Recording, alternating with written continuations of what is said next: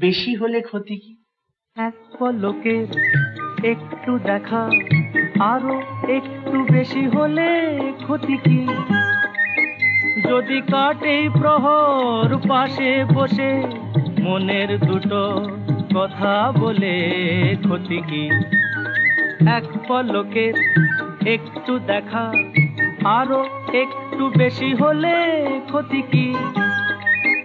যদি কাটে প্রহর পাশে বসে মনের দুটো কথা বলে ক্ষতি কি? আহা হা ও হো হো আহা হা।